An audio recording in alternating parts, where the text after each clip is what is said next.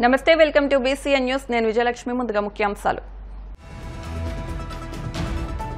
రాజధానిలో రైతుల ఇళ్లకు వెళ్లిన మంత్రి నారాయణ భూములు ఇచ్చిన వారి నుంచి అంగీకార పత్రాల స్వీకరణ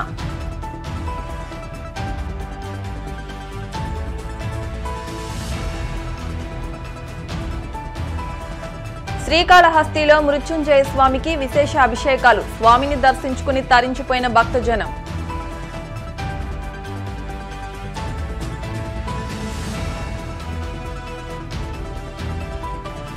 విశాఖ స్టీల్ ప్లాంట్ విషయంలో వైసీపీ వ్యాఖ్యలు సరికాదు టీడీపీపై బురద చల్లొద్దన్న భీమిలి ఎమ్మెల్యే గంటా శ్రీనివాసరావు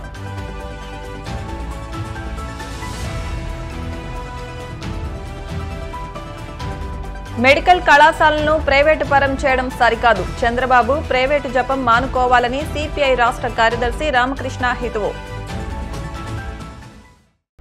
రాజధాని కోసం భూములిచ్చిన రైతుల ఇంటికి స్వయంగా వెళ్లి వారి అనుమానాలు తీరుస్తున్నామని మంత్రి నారాయణ తెలిపారు గుంటూరు జిల్లా తాడేపల్లి మండలం పెనుమాకలో స్వయంగా రైతుల ఇళ్లకు వెళ్లి అంగీకార పత్రాలు స్వీకరించారు అనంతరం ఆయన మీడియాతో మాట్లాడుతూ పెనుమాకలో 6 రైతులు 7.2 ఎకరాల భూమిని ఇచ్చారని గుర్తు చేశారు 2015లో కేవలం 58 రోజుల్లోనే 34,000 ఎకరాల భూమిని రైతులు ల్యాండ్ పుల్లింగ్కు ఇచ్చారని గుర్తు చేశారు 2014 నుంచి 19 పీరియడ్లో ఇక్కడ ల్యాండ్ పుల్లింగ్ క్యాపిటల్ సిటీ 217 చదరపు కిలోమీటర్లు నిర్ణయించి ల్యాండ్ పుల్లింగ్ అడిగితే రైతు సోదరులు కేవలం 15 జనవరి 1 నోటిఫికేషన్ ఇస్తే 2015 ఫిబ్రవరి 28వ తేదీకి అంటే 58 రోజుల్లో 34,000 ఎకరాలు ఇచ్చారు.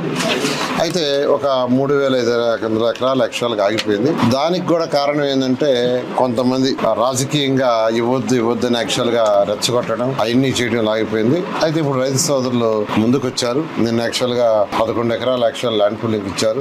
ఇవాళ 7.2 ఎకరాలు మేకా వెంకటరెడ్డి వాళ్ళ యొక్క కుటుంబ సభ్యులు ఇచ్చారు. సుబ్బారెడ్డి, వెంకటరెడ్డి, అనిత, శివారెడ్డి అండ్ లక్ష్మారెడ్డి 7.2 ఎకరాలు ఇచ్చారు. నేను వాళ్ళ ఇంటికి వచ్చి యాక్చువల్ తీసుకున్నాను. నేనే చెప్పాను ఎవరికి ఏదైనా డౌట్ ఉన్నా నేనే పర్సనల్గా వస్తాను మీ ఇంటికి, మీ డౌట్లు క్లియర్ చేస్తానని. నేను ఇప్పుడు వస్తే ఇక్కడ కొన్ని డౌట్లు ఎక్స్ప్రెస్ చేశారు.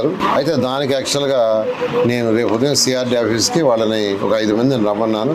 వాళ్ళు లాటరీ సిస్టంలో ప్లాట్ ఇచ్చేవాళ్ళం.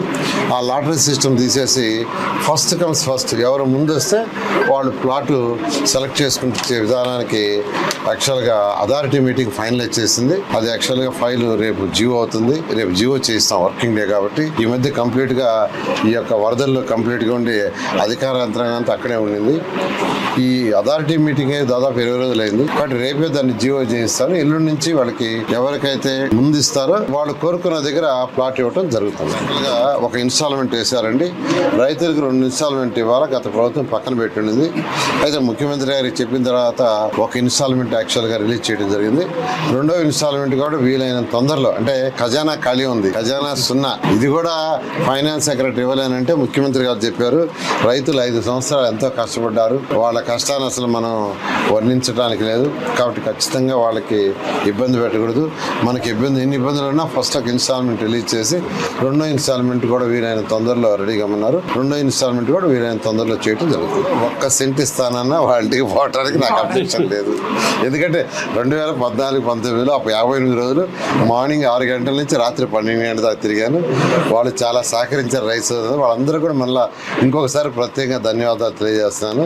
ఈసారి అందుకని నేనే డైరెక్ట్గా, అంటే రైతులకు డౌట్స్ ఉన్నాయి, అధికారులు క్లారిఫై చేయలేకపోతున్నారు. ఎందుకంటే వాళ్ళు ఏదైతే మేము పాలసీ చేస్తామో చెప్పగలరు, ఏదైనా మార్పులు చేర్పులు చేయాలంటే వాళ్ళ చేతిలో ఉండదు. అందుకని వాళ్ళు చెప్పలేకపోతున్నారు. ఇప్పుడు ఇక్కడ వాళ్ళు ఏదో అడిగారు జోన్ కొద్దిగా మార్చగలరని. అది పాలసీ డెసిషన్, అది ముఖ్యమంత్రి గారితో చెప్పి చేసేది.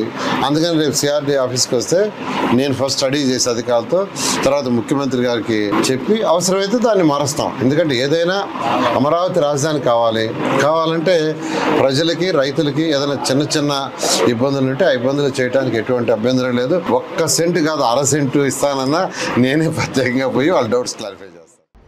చిత్తూరు జిల్లా శ్రీకాళహస్తి ఆలయంలో కొలువైన మృత్యుంజయ స్వామికి విశేష అభిషేకాలు నిర్వహించారు. ముందుగా మృత్యుంజయ స్వామికి పలు రకాల సుగంధ ద్రవ్యాలతో గోక్షీరంతో అభిషేకించారు. అనంతరం స్వామికి ధూప దీప నైవేద్యాలు సమర్పించారు. తదుపరి మృత్యుంజయ స్వామిని సుందరంగా అలంకరించారు. ఈ కార్యక్రమంలో భక్తులు అధిక సంఖ్యలో పాల్గొని మొక్కులు చెల్లించుకున్నారు.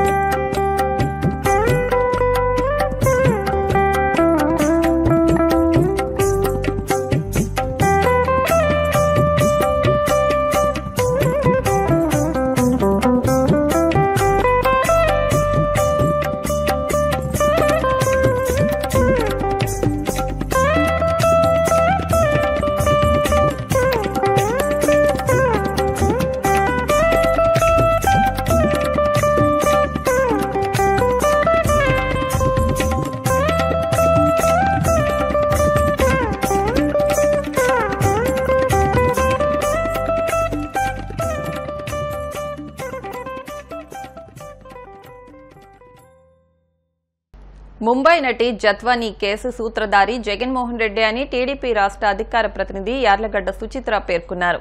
మచిలీపట్నంలో ఆమె మీడియాతో మాట్లాడుతూ మహిళా అభ్యుదయం, మహిళా సంక్షేమం, మహిళా భద్రత అంటూ గడిచిన 5 ఏళ్లు ప్రచార ఆర్భాటాలు చేసిన జగన్మోహన్ రెడ్డి మహిళను తీవ్రంగా అవమానిస్తూ తన నైజాన్ని బయటపెట్టుకున్నాడని అన్నారు. గత 5 ఏళ్లుగా మహిళలను తీవ్రంగా ఇబ్బందులకు గురిచేశారని పేర్కొన్నారు.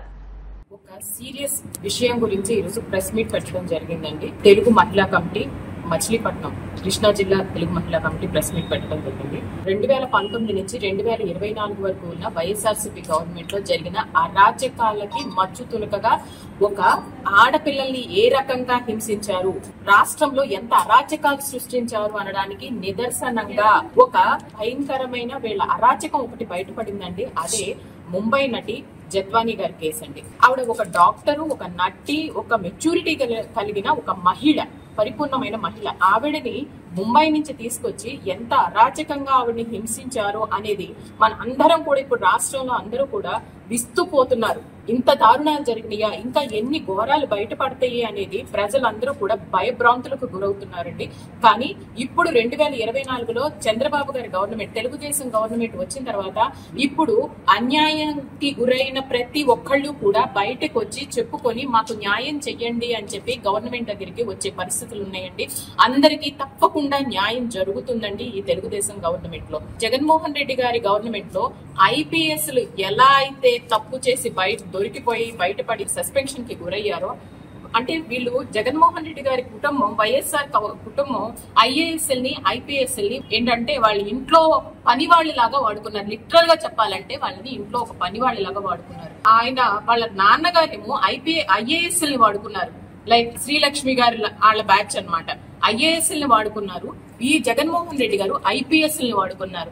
వీళ్ళు చదువుకున్న ఐఏఎస్, వాళ్ళు ఎంత కష్టపడితే ఐఏఎస్ ఐపీఎస్ అవుతారండి. దుండాలి రాజకీయంగా డబ్బు ఉంది కదా అని చెప్పి, ఆ రౌడీయిజం ఉంది కదా అని చెప్పి రాజకీయాల్లోకి వచ్చి ముఖ్యమంత్రులు అయిపోయి, మంత్రులు అయిపోయి, ఒక చదువుకున్న చిత్తూరు జిల్లా కాణిపాకం వరసిద్ధి వినాయక స్వామి బ్రహ్మోత్సవాలను పురస్కరించుకుని ధ్వజారోహణ కార్యక్రమాన్ని వైభవంగా నిర్వహించారు.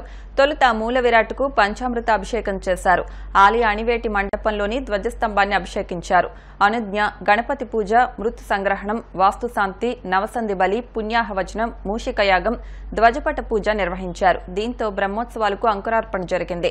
ఈ బ్రహ్మోత్సవాలను కామిక ఆవాహన పద్ధతిలో నిర్వహిస్తారు. దీనివల్ల బ్రహ్మోత్సవాల్లో ఎలాంటి అవాంఛనీయ సంఘటనలు జరగవని ప్రజల నమ్మకం. రక్షణ బంధనం కట్టుకున్న వ్యక్తి బ్రహ్మోత్సవాలు ముగిసే వరకు ఊరి పొలిమేర దాటి వెళ్లకూడదని ప్రజలు భావిస్తారు.